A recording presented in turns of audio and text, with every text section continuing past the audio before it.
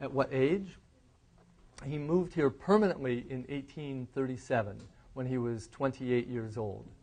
The first time he came here was a few years before that. He made another boat, by the way. He made a much bigger boat on the Sangamon River near here and rode that all the way to New Orleans. Did that twice, in fact, once from Indiana, once from here. And by the way, once with one of the Hankses, who told stories about what Lincoln said when he saw a slave auction in New Orleans. Unfortunately, that Hanks brother didn't make it all the way to New Orleans, so he made up the part that Lincoln had seen a slave auction. We don't know if that's true. And he made up what Lincoln said about slavery. We don't know precisely what he said. We do know that he always opposed slavery. Yes? One of Lincoln's trips down the Mississippi, wasn't he get attacked? Right. Yeah. Lincoln and his colleague, his friend from Indiana, had come down the Ohio River here to near Cairo, Illinois, where it meets the Mississippi, and on down, and they were attacked somewhere around in here near the border between Louisiana and Mississippi by what you would call pirates, maybe. It was actually apparently runaway slaves who were living on the riverbank and trying to feed themselves or get somewhere. And the guess is that they were trying to get money or whatever it was that the Lincoln and his friend Gentry had in their pockets. But they failed. Lincoln hit one of them and knocked him down, and the other guy pushed somebody over, and it was kind of dark and it was confused, and they made a lot of noise. Apparently it works. You make a lot of noise and you'll even scare off attackers once in a while. But they think there were 5 of them that attacked the 2 of them. So Lincoln ended up with a scar. You can't see it in the pictures, but people talked about it. It was underneath his right eyebrow here where he got hit with a club or something during that attack. It isn't really known what sort of opinion that would have given him about slavery in general. I mean, he knew that these were probably escaped slaves, desperate, and yet they'd attacked him. He doesn't really say anything about it the whole rest of his life. It's anybody's guess how someone feels once they're attacked. Yeah? Wasn't one time, I'm not sure how old he was, but wasn't he kicked in the face by a horse? Right. Yeah, kicked in the side of the head when he was apparently 10 years old. That story comes from a boy that he grew up with in Indiana. And he was knocked unconscious by the horse. The stories vary. For a time is all they say. Some people have thought that that meant that he was knocked out for a few minutes. Somebody said that he was unconscious all night and that he woke up in the morning. That's another way people died a lot in the old days, in addition to house fires and drowning from bad boats in the river, was getting kicked in the head by horses. It still happens, or thrown off of horses when they're riding. Yeah, much more common then than it is now. Yeah? How long did Lincoln run as president before he got assassinated? He was president for just over 4 years, so about 4 years and 6 weeks. Yeah? How long did he have that scar? How long what? Did he have that scar? Well, from the time that he was, I think he was 18, so for the whole rest of his life. Yeah. Yeah? What's some background info on Lincoln's mother? On his mother? Well, her name was Nancy Hanks, and he wasn't ever sure in his own life that she was born in wedlock.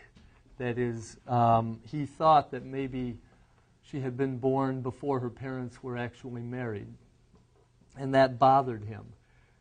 After he died, his son Robert went and started looking into the records and found that it was wrong, that in fact her parents had been married when she was born. Then there's a separate question of just which, it's pretty complicated. There are a lot of Hankses. They tended to have a lot of children. People have been debating this for a long time, but I think that the version of it I believe now puts her about sixth in a family of 9 children, and that her father was named Abraham also. So in fact, Abraham Lincoln, our 16th president, was named for both of his grandfathers, who were both named Abraham. Pretty common name then. Yeah? Also, in the presidential meeting, I heard that Lincoln had 3 brothers, 2 stepmoms, That may overcount it from what I know. He had one real mother, Nancy Hanks Lincoln, who died when he was 9, and then his father remarried Sarah Bush Johnson Lincoln. And she lived longer than he did. I'm not quite sure what you mean otherwise. He didn't have another stepmother. His father was never married again. He had his wife, and he called her mother. That's pretty rare these days, but I actually know someone a little older than me who calls his wife mother in front of their children, because the children call her mother. But it was pretty common then to call your wife mother. So maybe that's what you're thinking of. Yeah? What age was Abraham when his father died? His father died in 1851, so Abraham was about 42. Actually, just before he turned 42. And this is another good question about who your friends are.